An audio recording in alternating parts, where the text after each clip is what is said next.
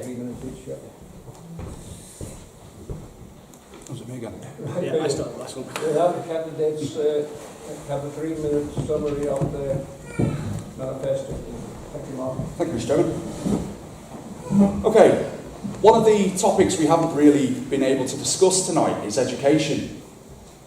Now, for me, that's very close to my heart. I am a teacher, or rather I was. I resigned from teaching to actually run for government. If I hadn't have done that, I'd have been planning all through the summer, and I'd actually have been teaching this week. But I needed to resign so I could give you the best possible candidate that you deserve. I need to do my research, I need to do my canvassing, so I've done all of that, or I'm doing all of that. Now, I want to safeguard the future of our children. I'm desperate to do this. I don't have children of my own. I have many nephews and nieces, and of course, I always bond and engage with my students. They mean a lot to me. Seeing them achieve things, that matters to me. But when 9 million's taken off the education budget over a period of 4 years, suddenly we're finding ourselves in a position where we're not providing the best education for our children. And that has a knock-on effect. I won't go into it because I've only got, well, probably 2.5 or 2 minutes left to go through this. But please do talk to me about my thoughts on education. Now, in order to change things, we need government reform. We need budget reform. Without these things, we can't fix the pension situation properly. We can't diversify our economy properly. We can't ring-fence services. We need these things. We need to change the governmental system. We need to be more transparent. I will fight for you. I won't disappear for 5 years and then come begging for your votes. I'll be hands-on. I'll be there for you all the way through the 5 years term. I will fight for you. I will not be bullied in that chamber. I am there for you. I always will be. I hope you realise that. It means a lot to me, this whole process. Whether I get in or not, I'm going to have learned from it. But it means a lot to be meeting people and actually engaging with you all and finding out what your real concerns are. I want to reclaim this island for you. I'm desperate to do that. Thank you.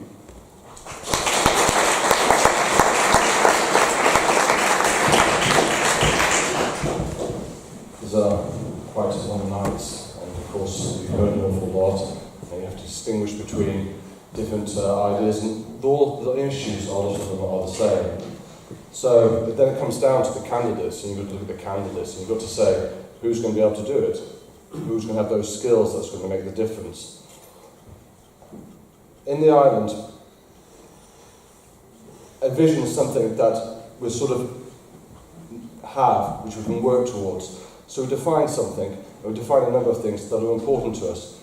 At the moment, people will say, oh, we can't do that because we don't have the money. I'm asking you to choose something that's really important to you, that we define a vision, something that really matters to each and one of us, and we'll find a way to get there. We're creative.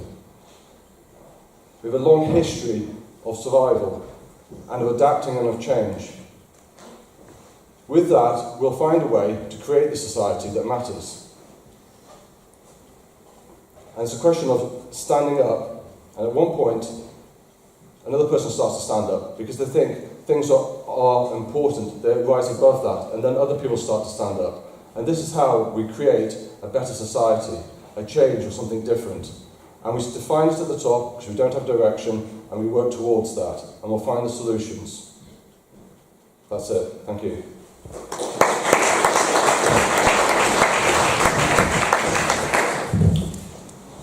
The next 5 years are going to be tough. It's going to be a lousy time to be in politics. We're going to need experience, creativity, financial acumen, and a real understanding of the issues and the people it will affect, you guys. The big issues are going to be keeping up our standard of living, especially for pensioners on fixed incomes, setting up long-term budget rebalancing, dealing with public sector pensions, making government sustainable. And Mark's right, budget reform has been something that I've been battling for the last 10 years. It's not, as Phil Gordon says, use it or lose it. The big issue is about how little time there is for the politicians to understand it, how little oversight and scrutiny there is, and the fact that it can't be amended. They would be my biggest changes to the budget process. Although the target operating model, a variant of zero-based budgeting, is something that has saved us an awful lot of money in Department of Home Affairs. But we should be optimistic. The Isle of Man is a great place to live, and we all have a lot to give in making that happen over the next 5 years. And I don't have all the ideas. That's where I'm so grateful for those of you who have come to me with their ideas over the last 10 years so that I can feed them into that national process. You all have your own life experiences and so much to give, and I'm grateful that you use me as the channel for that. I'm passionate about seeing this island succeed. That's why I gave up a well-paid job as a chartered accountant to go into public service. It's something that I want to see now, and it's something that is even more important now that I've got 2 kids. So if you're looking for an experienced local candidate, the professional background, creative solutions, a proven track record, rooted in the local community, I believe I'm that candidate for you. Thanks.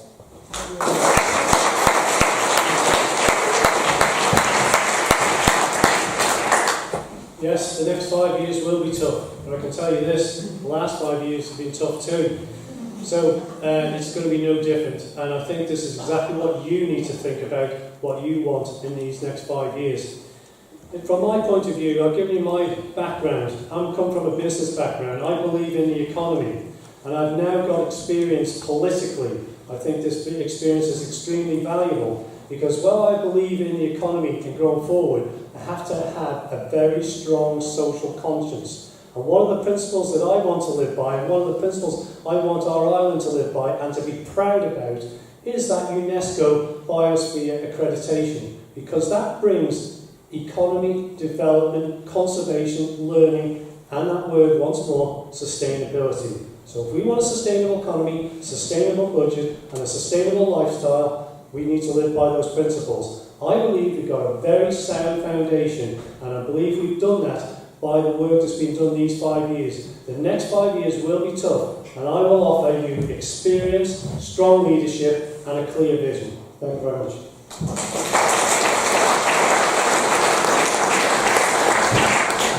I'm amazed there's still so many people here at 10 o'clock. I want to finish with an apology, which is a great start for any politician. None of you, none of you see me on the doorstep. And that's because I'm not in the best position to stand. I've made that, I've made any secret of that. My 3rd child is to be born tomorrow, and I currently don't have a kitchen. So I basically looked at this situation and thought, if we don't change this, there could be potentially big trouble. So I basically had that choice. Do I stand in a way that's not conventional? Yes, that's the decision I made. I'm standing in a way that's not conventional. If you like what I have said, I need you to tell other people. That's all I can ask you. Lord Lisvane, his report, brilliant. First recommendation on my list is that you should vote on a programme for government. I don't expect you to be voting on every single piece of legislation that passes through, but if you don't demand the programme for government that you want, you cannot complain when you don't get it.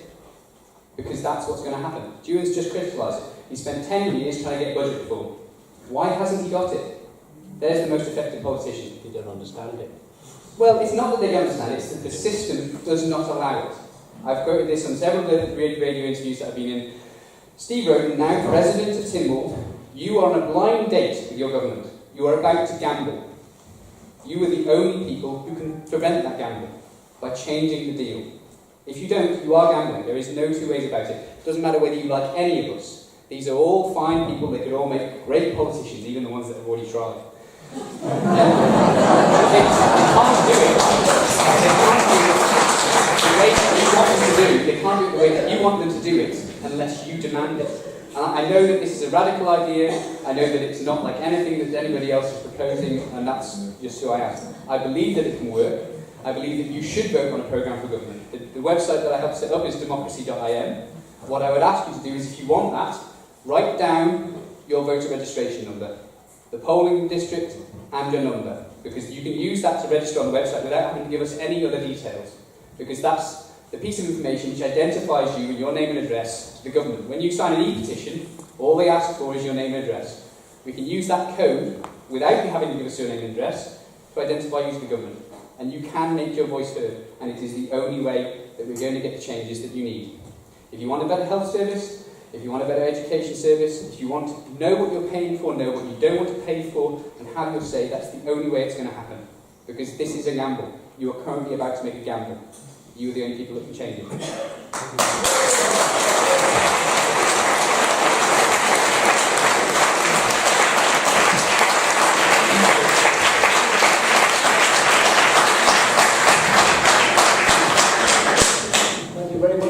gentlemen, I'd just like to make one observation, is that I'm rather pleased that I have given up farming. As I see Glen Down is possibly going to give up the milking and grow biomass and cannabis. We'd be happy then.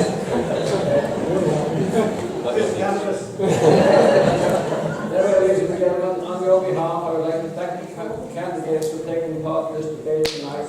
I think they've done very well. They give honest answers, and I can assure you it's not an easy place to be sitting up here. So, show your appreciation.